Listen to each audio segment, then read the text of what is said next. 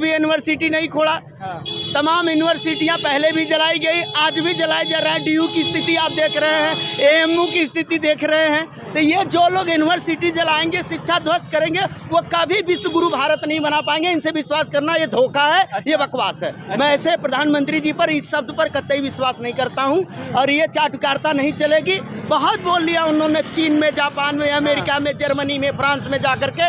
अब इनकी हिम्मत नहीं है, अब ये डरना शुरू कर दिए। लेकिन सम्मान करते हैं आप लोगों का वो? नहीं, सम्मान क्या करते हैं, एक कहावत है मेरे गांव में कि बाल गला काटो और बाल की रक्षा, ऐसे ही हमारे प्रधानमंत्री जी करते हैं बौद्धों के साथ। अच्छा, मतलब बौद्धों का बखान करते हैं लेकिन बौद्धों का हक अधिकार नहीं देते हैं। छलावा हो रहा है, छलावा हो रहा है। बिल्कुल छलावा हो रहा है, बिल्कुल 100% छलावा है और ये हमारे साथ धोखा है। ये धोखा हम ज़्यादा दिन बर्दाश्त करने वाले नहीं। अभी तो मैं अल्टीमेटम दे रहा हूँ शांतिता के साथ, चूँकि देखिए पूरे देश भर के लोग यहाँ पर आए हैं, अजमेर से, मध्य प्रदेश से, तमाम जगहों से और भी लोगों से हम बात करें। सर कहाँ से आए हैं आप? हम यूपी से हैं, जौनपुर से। यूपी में जौनपुर से आए हैं। हाँ। अच्छा, क्या कहना चाहेंगे? बहुत लंबे समय से आंदोलन चल रहा है, शुरू ये 40 दिन हो गए हैं, अभी तक कोई विचार नहीं कर रही है सरकार। इसको ब्राह्मणों को कब्जा से हटाया जाए उनको, और इसको स्वतंत्र किया जाए। हम बौद्ध भिक्षुओं को मुक्ति आंदोलन का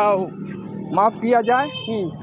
अच्छा, एक सवाल और मैं लेना चाहूँगा आपसे कि ये ब्राह्मण और हिंदू लोग कुछ तो ये कहते हैं कि भाई बुद्धिज़्म जो है वो हिंदू धर्म से अलग नहीं है, कि वो जो है वो हिंदू का ही जो है एक अंग है। ये बकवास है। हाँ। देखिए हिंदू की आइडियोलॉजी क्या है, आत्मा, परमात्मा, ईश्वर, बुद्ध, जादू टोना, स्वर्ग नरक, और बुद्ध इन सब चीज़ों को मानते ही नहीं है। उनके आइडियोलॉजी त्रिपिटक में ऐसा कोई जिक्र नहीं मिलता। तो हम कैसे कह सकते हैं कि बुद्ध हिंदू हो सकते हैं या बुद्ध विष्णु के 9वें अवतार हो सकते हैं? अवतार तो बुद्ध ने कभी माना ही नहीं। उन्होंने 24 तिली का चक्र हमारे देश के तिरंगा झंडा में सम्राट अशोक ने जो सम्राट अशोक कहते हैं कि ये संप्रदाय है, जैन हो, बुद्धिज्म हो, लेकिन है सब हिंदू। ये जबरदस्ती सबमिट करते हैं, जबरदस्ती सबमिट करते हैं। हम तो कई बार सुप्रीम कोर्ट से भी हमने अपनी मांग रखी है। हमने याचिका, हमारी याचिका खारिज की जाती है मनुवादियों के द्वारा, मनुवादी से प्रेरित जजों के द्वारा हमारी याचिका का। राम मंदिर, बाबरी मस्जिद की लड़ाई में हमारे बौद्धों के पास एविडेंस था, कनिघम की खुदाई का एविडेंस था हमारे पास, और आर्कियोलॉजिक प्रमाण थे हमारे पास। जो ह्वेनसांग, इत्सिंग, फाह्यान हमारे देश ने तो जुर्माना डाल दिया था। हाँ, उसको हम लोगों को डाइवर्ट कर दिया। तो वो उनको डर है, उन जजों को भी, मनुवादी जजों को भी डर है कि अगर इनसे हम लड़ाई लेंगे, इनके पिटीशन को सुनेंगे तो इनके पास एविडेंस है और इनके एविडेंस के आधार पर हमको न्याय इनके पक्ष में देना पड़ेगा। तो बेहतर है कि इनको पहले ही साइड कर दो। तो हमारे पिटीशन को पहले ही साइड कर दिया। बुद्धिस्ट सोसाइटी ऑफ इंडिया ने पिटीशन डाला था, उधर से निर्मोही अखाड़ा ने और वक्फ बोर्ड ने डाला था। तो जिनके पास कोई विशेष एविडेंस नहीं था, वक्फ बोर्ड और निर्मोही अखाड़ा को सुना गया। और फैसला क्या है? फैसला तो आया नहीं है, कॉन्स्टिट्यूशनल फैसला है नहीं, वो तो बकवास का फैसला है। इंटरनेशनल अगर न्यायालय में इस फैसले को, जो रंजन गोगोई साहब ने दिया था, अगर इस फैसले को डाला जाए तो वो क्रॉस हो जाएगा। भारत की बहुसंख्यक आबादी की भावनाओं को ध्यान में रखते हुए फैसला दिया गया। संविधान किस लिए है? संविधान किस लिए है? आप पत्रकार महोदय बताइए, संविधान किस लिए है? संविधान से चलेंगे जज या भावनाओं से? ईश्वर से कोई बात करता है? नहीं, ईश्वर से बात करके कोई निर्णय दिया जाता है? तो हम तो कह रहे हैं हमारा बेटा अपराध करके आएगा और हम जज होंगे, तो हमने कहेंगे कि रात में हमने ईश्वर से बात की, ईश्वर ने बोला कि तुम्हारा लड़का अपराधी नहीं है और हम कल उसको छुट्टी कर देंगे कि जाओ बेटा घर, तुम्हारे ऊपर कोई केस फायर नहीं होता है। ऐसा भी तो हम कर सकते हैं। ये कोई न्याय है? अनकॉन्स्टिट्यूशनल फैसला तो हम कह ही नहीं सकते हैं। पक्षपातपूर्ण दिया गया अधिकार है, पक्षपातपूर्ण। न्याय व्यवस्था भी सही कार्य नहीं कर रही है। बिल्कुल नहीं, एकदम नहीं। देखिए 1919 में अंग्रेजों ने कहा कि ये जो मनुवादी ब्राह्मण है इनको किसी भी पद पर बैठा दो। यूँ कह लो कि जज भी इनको नहीं बनना चाहिए क्योंकि इनका न्यायिक चरित्र उत्तम नहीं होता। ये मैं नहीं कह रहा हूँ, ये इंग्लिश मैन जो ब्रिटिश है वो कह रहा है। कौन कह रहा था जी? किसने कहा था? ये अंग्रेजों ने कहा, जब अंग्रेजों का शासन था, जब भारत सरकार के अधिनियम चल रहे थे, कॉन्स्टिट्यूशन नहीं था, हमारा स्वतंत्र गणराज्य 1950 के पहले नहीं था, तभी तो बात थी। लेकिन इस बात का कोई प्रमाण नहीं मिलता। बिल्कुल बात प्रमाण है। जब आप चाहेंगे सर हम आपको प्रमाण दे देंगे, जिसको भी चाहिए हमारे पास सारे लिखित एविडेंस है।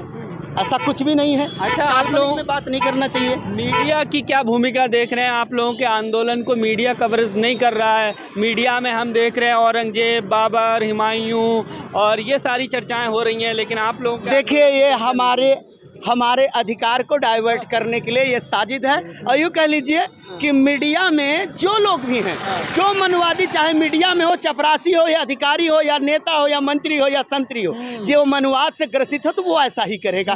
पद से कोई मतलब नहीं रखता। तो मीडिया में जो लोग हैं, आप देख ही रहे हैं, मिनिस्ट्री मीडिया में अभी मैं बनारस में, करीब में बनारस जौनपुर से तो हम देखते हैं कि 5 महिलाएं जब सूप में 5 दीपक ले करके गंगा में बाकायदे खड़ी कराई जाती हैं आधे कमर के पानी में, और टेलीकास्ट करा के दिखाया जाता है कि महिलाओं ने गंगा पूजन किया।